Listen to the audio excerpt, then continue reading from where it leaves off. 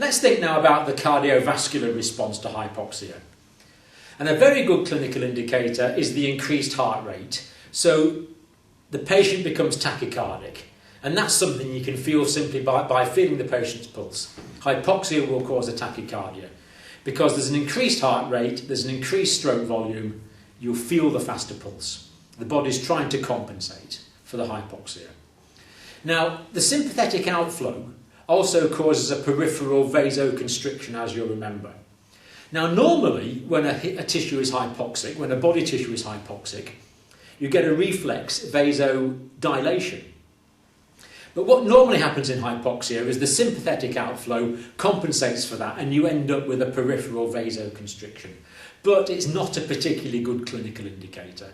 So clinically, the heart rate is very well worth looking at, but trying to assess how peripherally vasoconstricted or dilated the patient is not really a very good clinical indicator.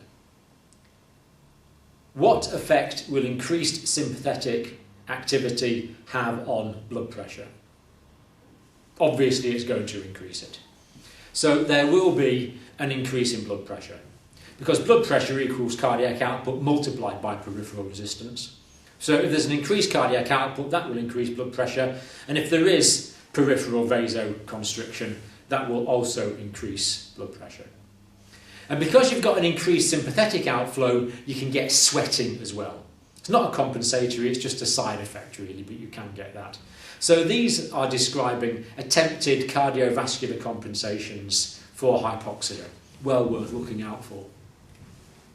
So increased heart rate and stroke volume, what we'll actually look for will lead to a tachycardia, so we're looking for the tachycardia. Peripheral vasoconstriction can cause a degree of pallor, but as I said, that's not a good clinical indicator. Increased blood pressure, hypertension, well, you can certainly take the patient's blood pressure.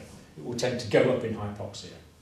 Possible sweating, again, not a particular clinical indicator, but may be present. Attempted cardiovascular compensations for hypoxia.